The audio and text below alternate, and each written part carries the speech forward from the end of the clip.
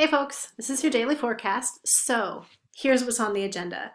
The first thing I want you to do is to return to Pop Literacy Channel 2 and read at least two of your peers' free writes. And remember that when you're commenting, you're drawing from that UWM reading to help your peers expand their ideas, okay? So I'm giving you some pointers right here about things that you want to comment on, right? If something is interesting, tell them and then tell them why it's interesting. Or if there's something that your peers are kind of getting at, but you're like, hey, I think you actually need some more detail here. It would be really cool to have an example of this thing that you're talking about. That's what you want to tell them.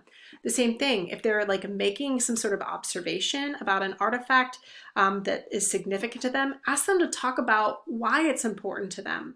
Or you can make connections to that person's free write and then the Tobin et al. Article. That could be really helpful, all right? Because assignment 1 is asking you to incorporate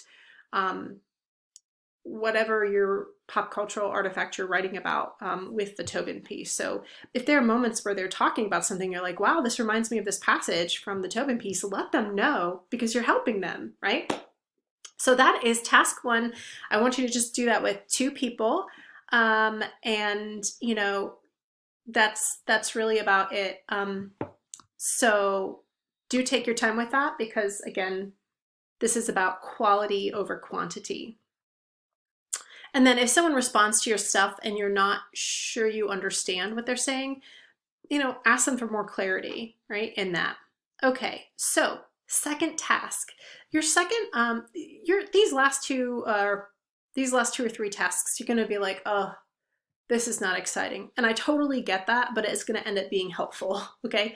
So here's the first one. I want you to learn about the balance between quoting and paraphrasing. And the short of it is that 80 to 90% of the time you should be paraphrasing academic material, or even, so secondary material, that's secondary sources, academic sources, primary sources, writer, whatever it is you're looking at, like a movie or a book or whatever, right? But about 80 or 90% of the time, you should be paraphrasing whatever it is you're talking about, and then including direct quotes only 20 to 10% of the time, right?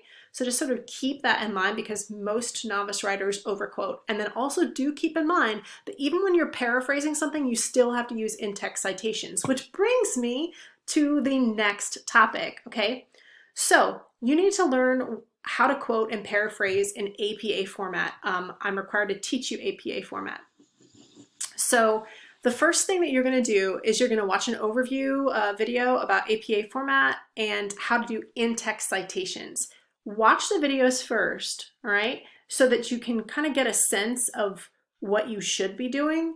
And then these are just some recaps, okay, about when you need to include a page number in terms of in-text citations. Now, the thing that I want you to pay attention to is that I've actually given you in purple, I've kind of given you an example of what a narrative in-text citation is with a direct quote or, all these types of things. So I actually show you how to use a direct quote and do in-text citations correctly.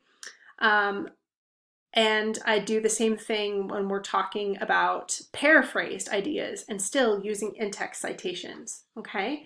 So I show you how to do a narrative one and a parenthetical one. Now, if you're wondering what the hell is the difference, a narrative one is where you actually mention the author's name in the sentence. So Tobin et al. Is doing something here. They're arguing something, right? That's a narrative because you've mentioned them as the subject of your sentence doing something, right? Arguing something, using a particular example. And I think it's kind of good to sort of do that. A parenthetical one is when you're referencing their idea, but you don't mention their name. And then you slap a whole bunch of, you just slap this kind of information at the end there, okay? So you're both using in-text citations. That's the difference between them. You still need to do that kind of in-text citation, whether you're using a direct quote in these examples up here, or whether you are paraphrasing in the examples down here, okay?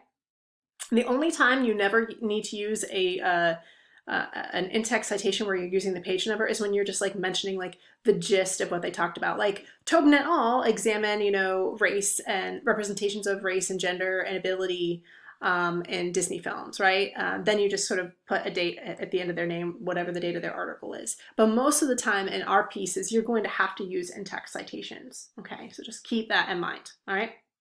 So that is how to do an in-text citation. Learn how to do that, even though it's going to seem like, oh my gosh, this is boring. I feel that on a spiritual level. But you still do need to learn how to do it, right? And most of the times, our classes are, all my point is that you're gonna, once you get this done, you're gonna be good.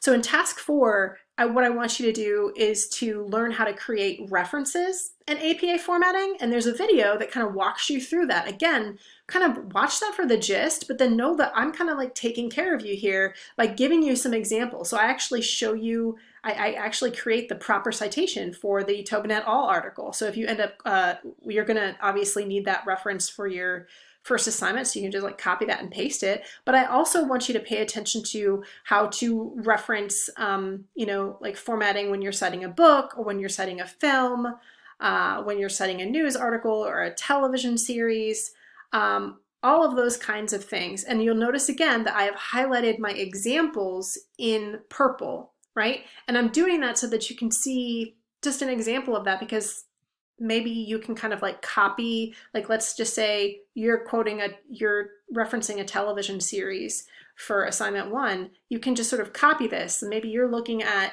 The Last Airbender, right? You can copy this this example right here and then plug in the information using the proper formatting, and then you can figure out, okay, who the executive producer is, what the years are that ran, all this kind of stuff, right? Where, you know, what the production company was, etc. Okay? So just sort of keep that in mind, that the whole reason why I'm doing these example things is so that you know how to do it correctly, because again, it's one of the learning outcomes of this class. For homework, if you haven't finished watching the APA, like the videos and learning how to do that, you know, definitely finish that up for homework. But really what I want you to spend the weekend on is returning to the assignment 1 handout and then completing the instruction, I can't talk.